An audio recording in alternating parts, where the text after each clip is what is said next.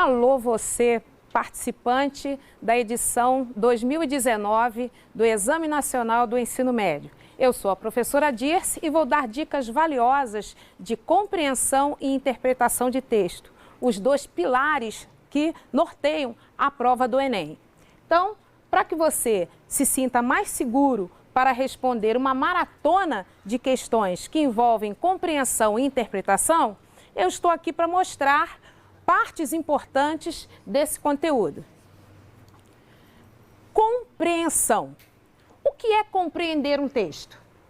Compreender um texto significa buscar informações dentro do texto. A compreensão está dentro do texto. Você deverá buscar a resposta no próprio texto.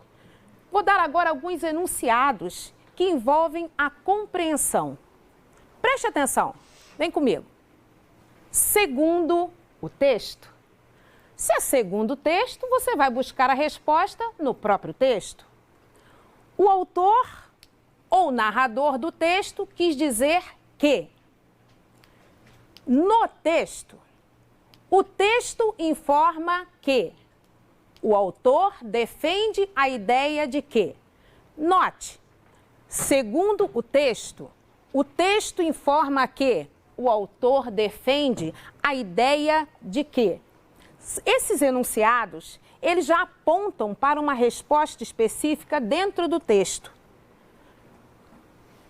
Próximo item, a interpretação. Então, qual a diferença de compreensão e interpretação? Se compreensão está dentro do texto, a interpretação está fora do texto. Ela vai além do texto. Exemplos de enunciados de interpretação. Após a leitura do texto, depreende-se que, veja bem, depreende-se. Ao ler o texto, conclui-se que, conclui-se. Ao ler o texto, infere-se que, infere-se. Conclui-se que, ao ler o texto, é possível afirmar que. O texto permite deduzir que, após a leitura dos textos, é possível perceber, subentende-se que. Então, preste bem atenção nos verbos do enunciado. Depreende-se, conclui-se, infere-se, deduz-se, subentende-se. São verbos que vão levar a uma resposta além do texto. E como que você vai fazer para descobrir isso? Você vai usar a sua bagagem, a bagagem que você juntou durante todos os seus anos escolares. Esta bagagem pertence a todas as áreas do conhecimento. É aí que vocês vão encontrar a resposta. Mas não se baseie em achismos e nem em opiniões próprias. Vamos lá?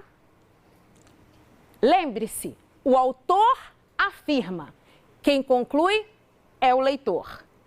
Agora eu vou colocar algumas dicas de como você vai proceder para enfrentar uma maratona de textos. Dica número 1. Comece sempre pelos enunciados. Mas por quê, professora? Porque o enunciado ele tem um comando importante para a questão. São muitos textos e você vai demorar muito tempo lendo o texto. Se você começa pelo enunciado, você já vai focar, você já vai ir preparado para encontrar a resposta. Então, observe também, destaque palavras-chave. Essas palavras são as conjunções, conjunções coordenadas, conjunções subordinadas, o valor semântico dessas conjunções. Conjunções que indicam adição, conjunções que indicam alternância, conjunções que indicam causa, conjunções que indicam adversidade, concessão, consequência. Essas conjunções são importantes, são palavras-chave, né, que vão impactar o texto. Observem também palavras negativas. Não, nunca, jamais. Essas palavras têm uma força muito grande de argumentação. Os verbos no imperativo, quando se tratar de anúncio publicitário, observem bem esses verbos. São importantes e são decisivos na escolha da alternativa correta. verbos também no subjuntivo, verbos que mostram uma hipótese. Destaque o comando principal da questão. Toda questão tem um comando principal. Veja primeiro se ela é uma questão de compreensão ou de interpretação. Ela tem um comando que vai te apontar para a resposta. Não responda baseando em suas opiniões, em seus achismos, né? Mais uma vez eu digo, ao responder uma questão, pense no conhecimento que você adquiriu durante os anos escolares. Descubra a temática do texto. Todo texto traz uma ideia central, né? O tópico frasal. Então, ele tem uma temática que fica bem clara.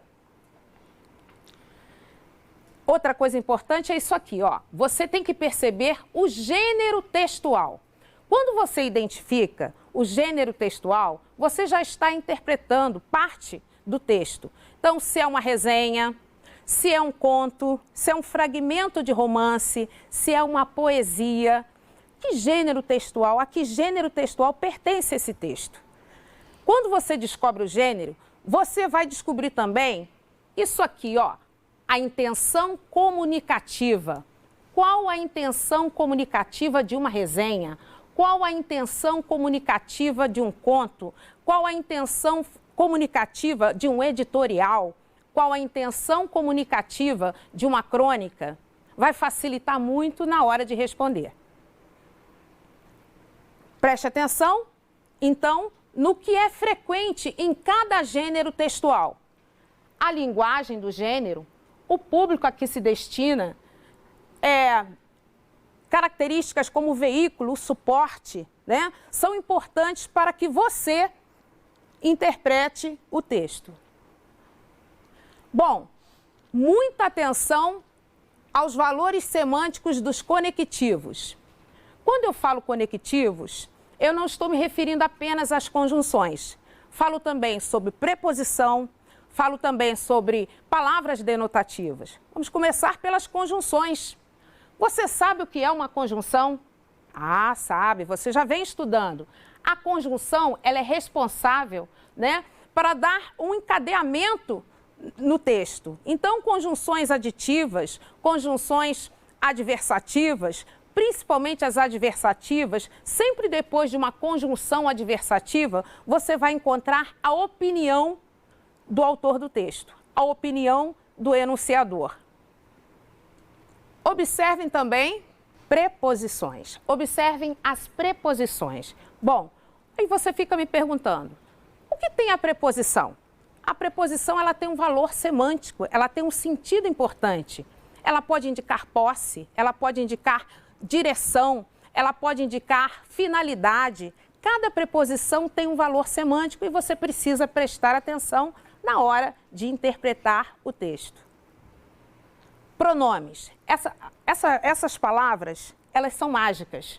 Os pronomes podem fazer referência a uma informação que já foi dita no texto ou eles podem anunciar outras informações. O que vem antes do pronome e o que vem depois do pronome. Então, são palavras importantes para a interpretação de texto.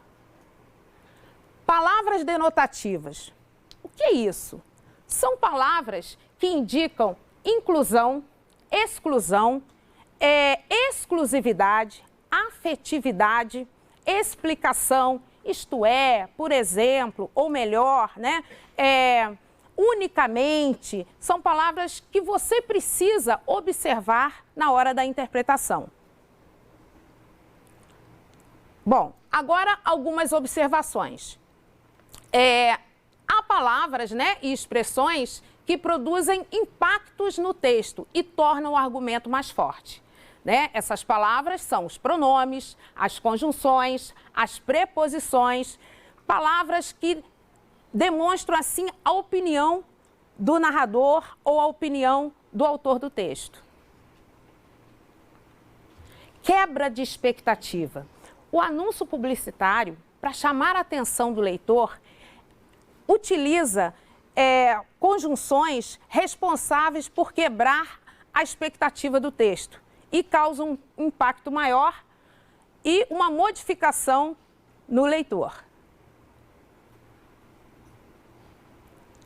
Bom, já falei sobre isso e é importante que você saiba que pronomes retomam informações ou anunciam outras informações.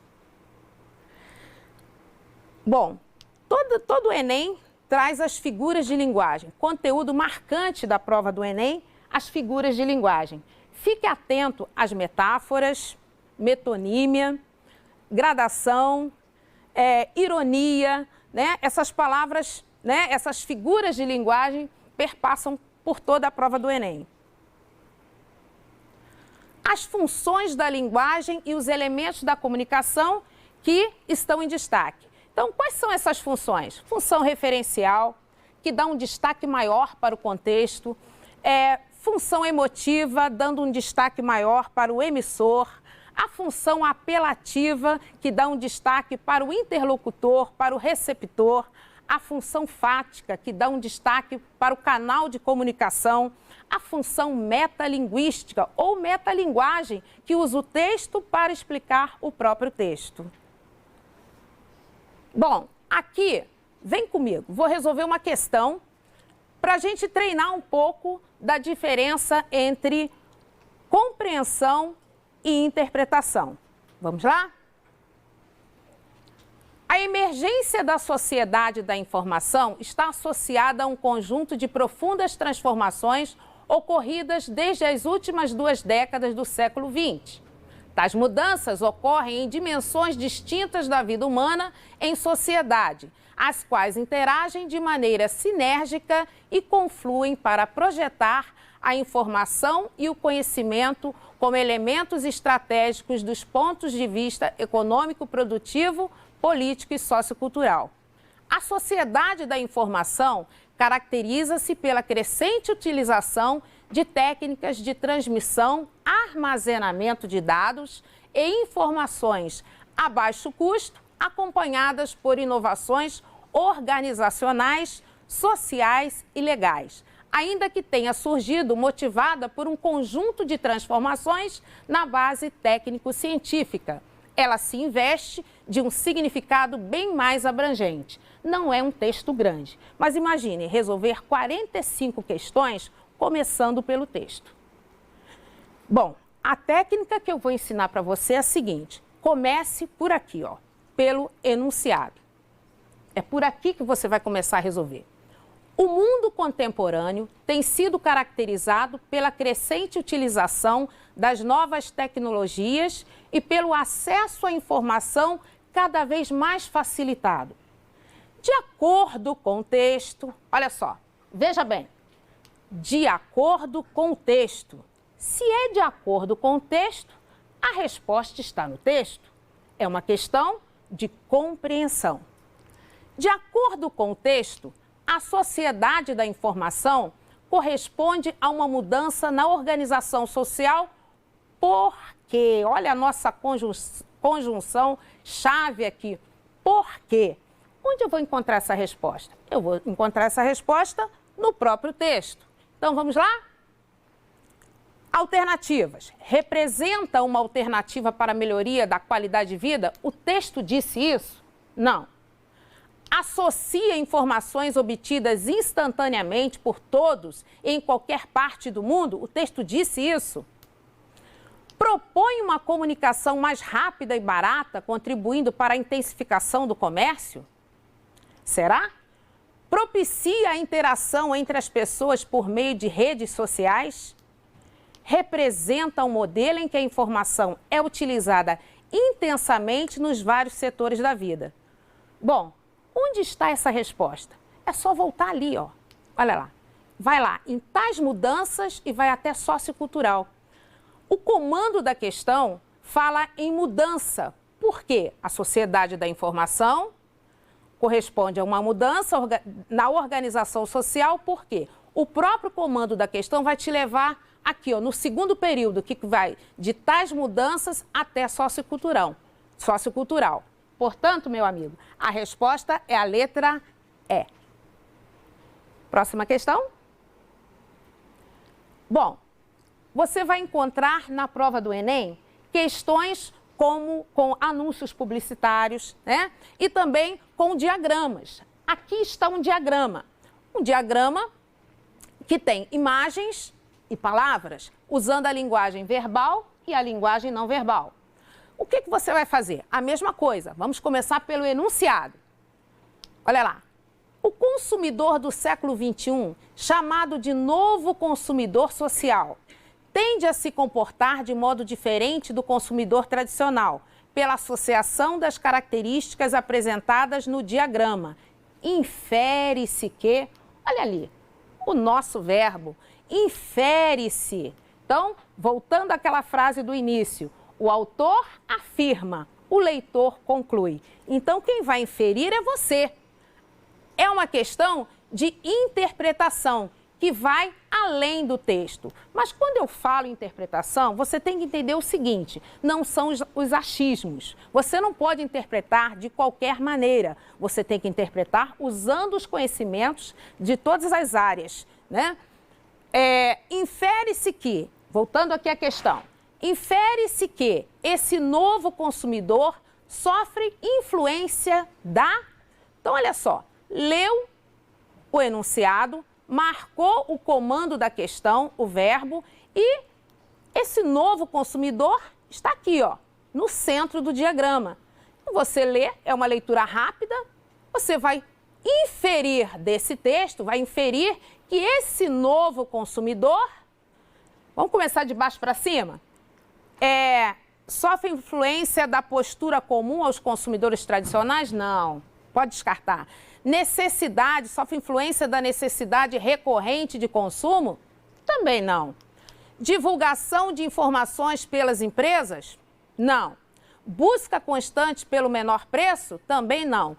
De tudo que você leu aqui, infere-se, letra A. Ele sofre a influência da cultura do comércio eletrônico. Aí depois você dá uma olhadinha, você vê que você acertou. Tá? Então, esta aqui foi mais uma questão de interpretação. Olha o comando da questão, infere-se. Bom, mais uma questão para você ficar craque. Mas não adianta você fazer isso, lembrando que você não pode fazer isso no dia da prova do Enem. Você tem que praticar, você tem que treinar se a questão é de compreensão ou se a questão é de interpretação.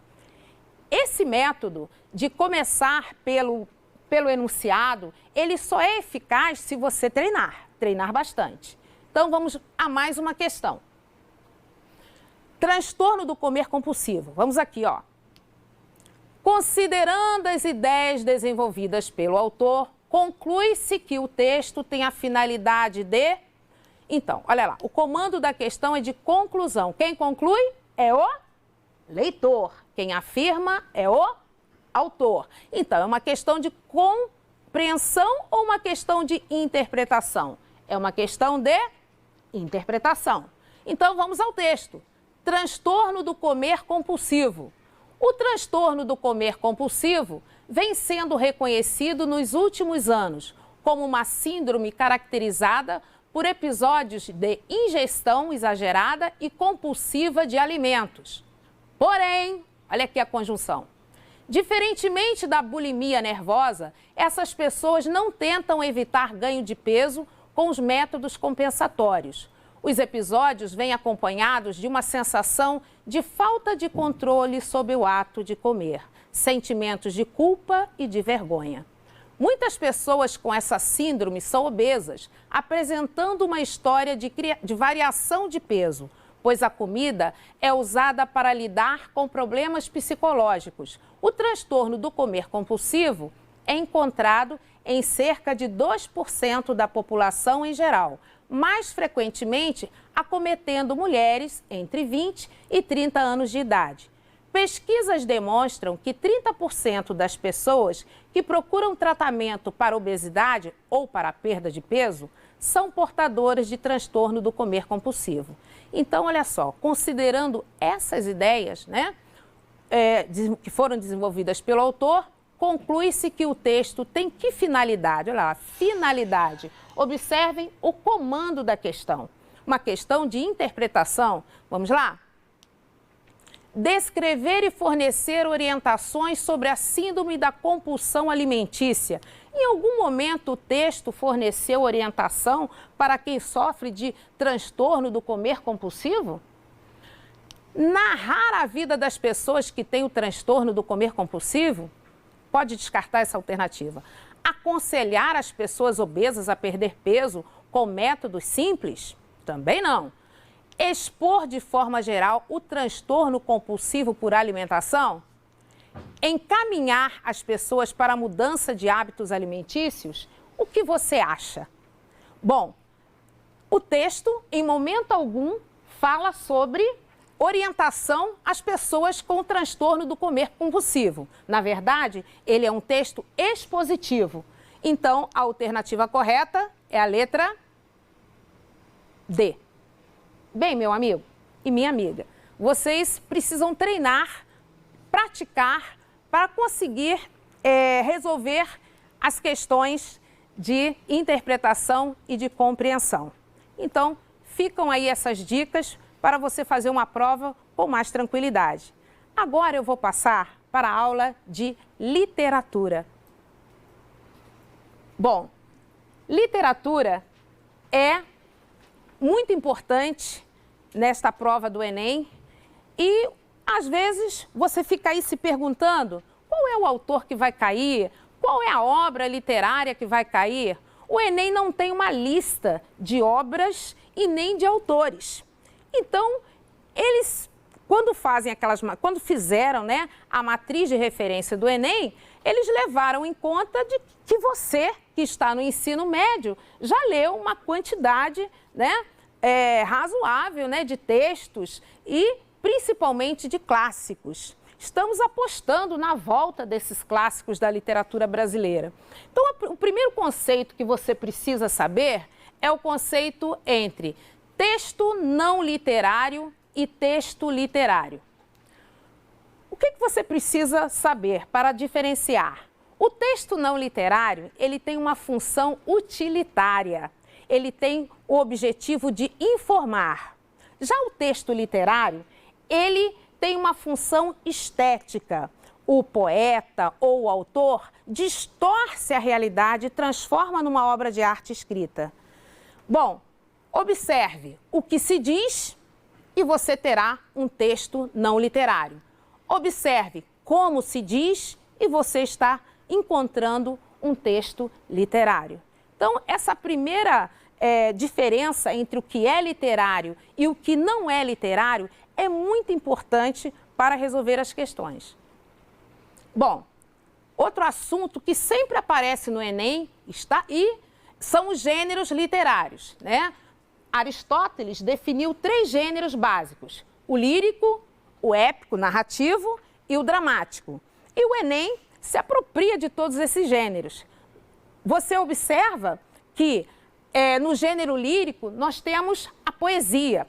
O poema é o maior representante do gênero lírico. O poema tradicional, o poema moderno, o poema rimado, o poema que não tem rima, né? O gênero lírico, ele está na história, né, do Brasil desde a época da colonização. Os jesuítas já escreviam poemas aqui. O gênero lírico também predomina, né, no arcadismo brasileiro, no barroco brasileiro, uma vez que naqueles séculos aqui não havia imprensa, então eles escreviam os poemas, né, e não tinha como assim reproduzir para muitas pessoas. Então foi o gênero que predominou. Bom, o outro gênero é o gênero épico, narrativo, as epopeias, né? Epopeias famosas como Os Lusíadas, epopeias famosas como Ilíada e Odisseia. E no Brasil?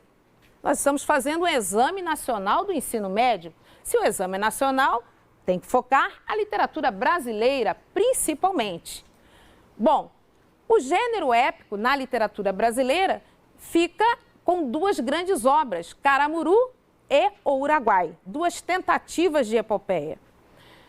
E o gênero dramático, esse aqui que apresenta uma estrutura bem diferente do texto narrativo. O gênero dramático, ele não tem narrador, né? Ele utiliza de rubricas para mostrar a fala do narrador, né? Essa fala que é substituída por rubricas que vêm entre parênteses. Isso mesmo que você ouviu, rubricas.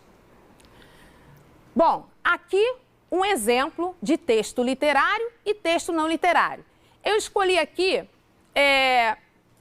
uma reportagem, tá? Aqui sobre a tragédia de Brumadinho, uma reportagem bem recente, né? Algo aí bem recente. Tragédia de Brumadinho. Imagens inéditas mostram rotina de buscas por vítimas. A realidade dura e sacrificante de voluntários da Cruz Vermelha foi acompanhada de perto durante 2 dias de operação. Aí o nome dos autores, né, do G1 Minas. E aqui o texto diz que imagens inéditas mostram a realidade dura e sacrificante da rotina dos trabalhos de buscas por vítimas do rompimento da barragem da Vale, em Brumadinho, Minas Gerais. O trabalho da Cruz Vermelha, de Minas Gerais, foi acompanhado de perto durante 2 dos primeiros dias de operação.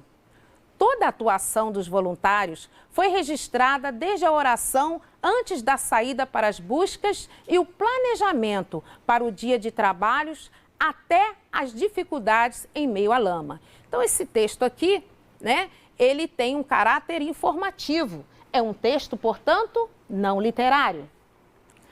O outro texto é do nosso grande poeta Carlos Drummond de Andrade. Carlos Drummond, que sempre aparece nas provas do Enem, é o campeão, né, o autor que mais apareceu em todas as edições do Enem. E diz o seguinte, em Lira Itabirana: o rio é doce, a Vale amarga. Ai, antes fosse mais leve a carga. Entre as estatais e multinacionais, quantos ais? A dívida interna, a dívida externa, a dívida eterna. Quantas toneladas exportamos de ferro? Quantas lágrimas disfarçamos sem berro? Então tá aí Drummond tocando no mesmo assunto, né? Já como se estivesse fazendo uma premonição do que pudesse acontecer, né? Mas ele não tinha todo esse poder. É um poeta vanguardista, né? Que sabia dos problemas da região. Então nós temos aqui um exemplo de texto literário, o poema de Drummond, e o texto não literário, uma reportagem.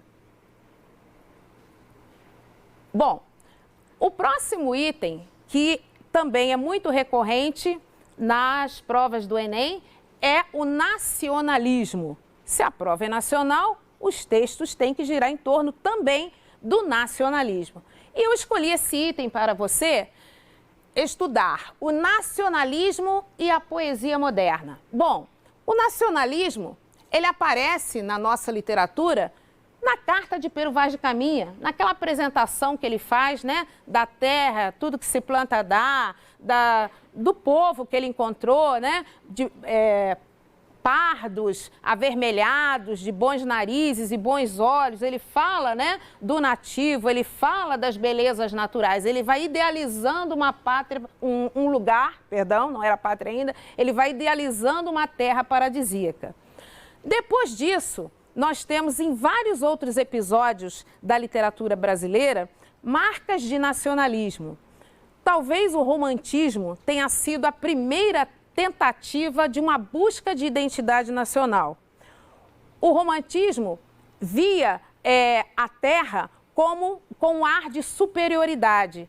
E como ele estava associado à independência, o processo de independência política do Brasil, ele vai mostrar um nacionalismo fanático, um nacionalismo utópico, né? Em que a intenção era mostrar a cor local e a superioridade da terra. Eu coloquei aqui um poema que é a Canção do Exílio, talvez o poema, o texto, né, mais parodiado da língua portuguesa aqui no Brasil.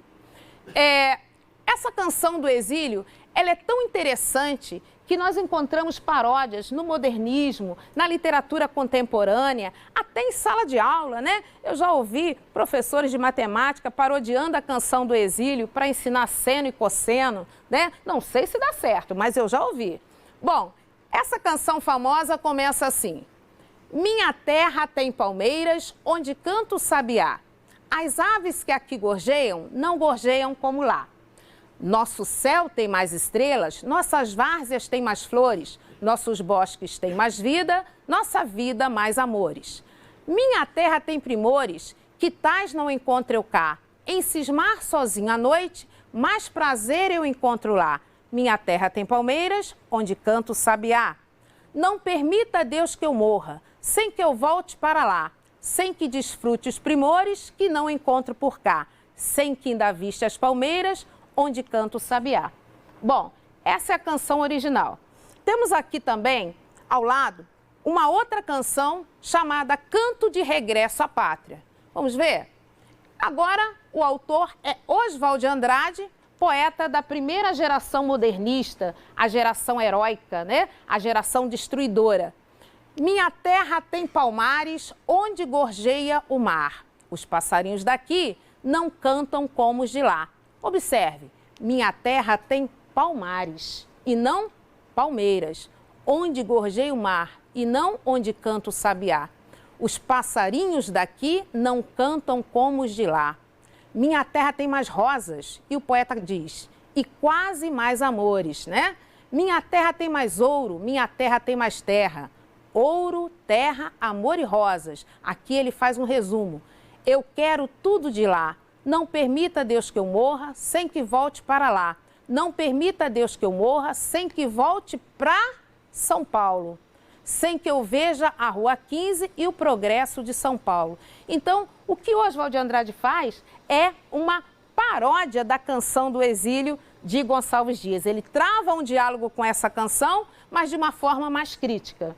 Vamos agora a uma questão do Enem que envolve a canção do exílio e o nacionalismo. Os textos A e B, escritos em contextos históricos e culturais diversos, enfocam o mesmo motivo poético, a paisagem brasileira entrevista à distância. Analisando-os, conclui-se que... Então, não está no texto. É uma questão também de interpretação.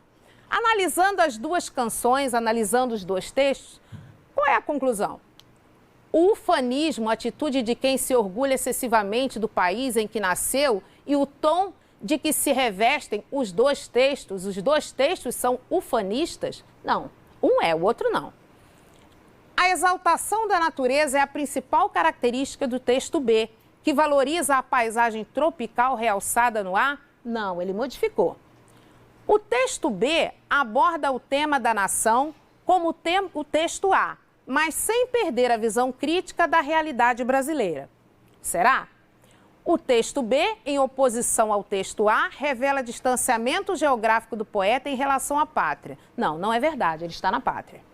Ambos os textos apresentam, ironicamente, a paisagem brasileira. Não, o texto 1 não faz isso. Então, qual é a alternativa correta? O texto B aborda o tema da nação como o texto A, mas sem perder a visão crítica da realidade brasileira. É uma questão de intertextualidade.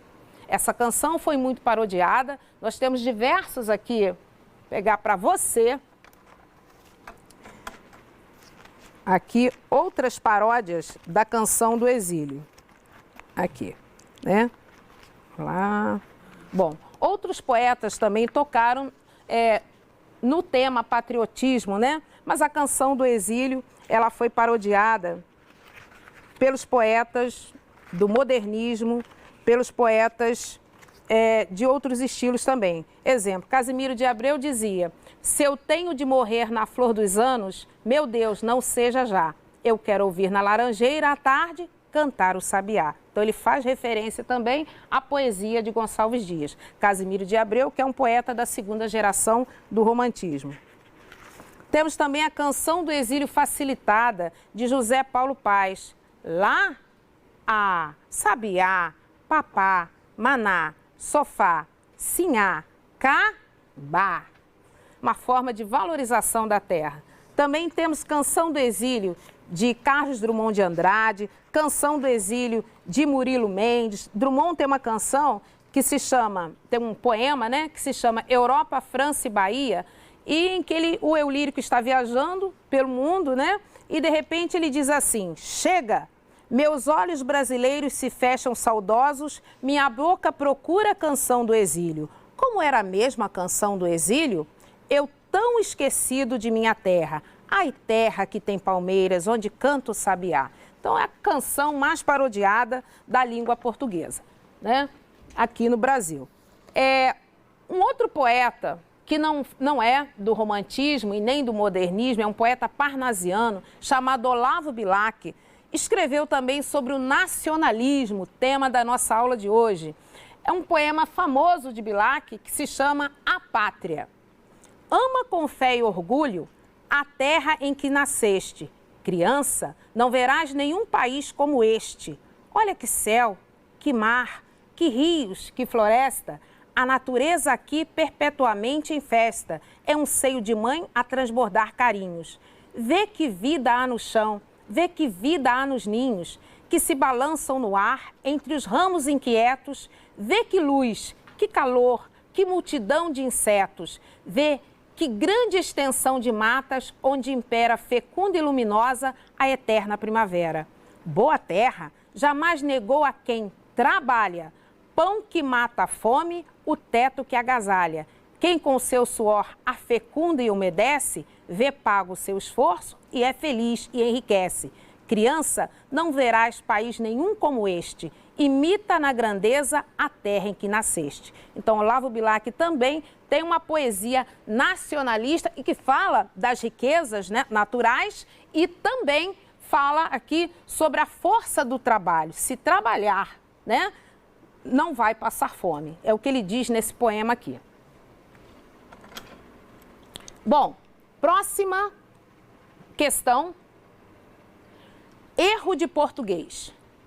Quando o português chegou, debaixo de uma bruta chuva, vestiu o índio. Que pena! Fosse uma manhã de sol, o índio tinha despido o português. Também de Oswald de Andrade, poeta da primeira fase do modernismo. Bom, o comando da questão. O primitivismo observável no poema de Oswald de Andrade caracteriza de forma marcante. Bom, o que era esse primitivismo? A poesia de Oswald de Andrade era uma poesia de exportação. O que é uma poesia de exportação? Uma poesia que valoriza a cor local, uma poesia em que pode ser lida em qualquer lugar e o leitor vai se imaginar como um brasileiro, vai se identificar com as características da poesia nacional. Bom, a resposta aqui, sem sombra de dúvida, é a letra C, a poesia pau-brasil. Gostaria também de fazer a diferença entre a primeira geração e a segunda geração do modernismo brasileiro. A primeira geração do modernismo é a geração destruidora, a geração heróica. A segunda geração foi a consolidação, eles já não precisavam mais brigar pela estética, né? Eles tinham mais um engajamento social e político. E a terceira geração é a terceira que potencializou as conquistas da primeira e da segunda na figura de Clarice Lispector, de Guimarães Rosa e de João Cabral de Melo Neto. A segunda geração é a geração de Drummond, é a geração de Graciliano Ramos, é a geração de Murilo Mendes, de Cecília Meirelles, de Vinícius de Moraes, enfim, poetas que marcaram aí a nossa literatura. Então, eu deixo aqui essas dicas para você que vai fazer o Exame Nacional. Treine bastante, leia, se aproprie dos clássicos da literatura, né? Faça aí uma leitura constante desses clássicos, dos principais poetas e escritores. Não tem, assim, uma dica de qual leitor vai cair, né? Mas eu posso dizer que você deve ler Machado de Assis, você deve ler a Luísa Azevedo, né? Você deve buscar nos clássicos a inspiração para fazer uma boa prova do Exame Nacional do Ensino Médio.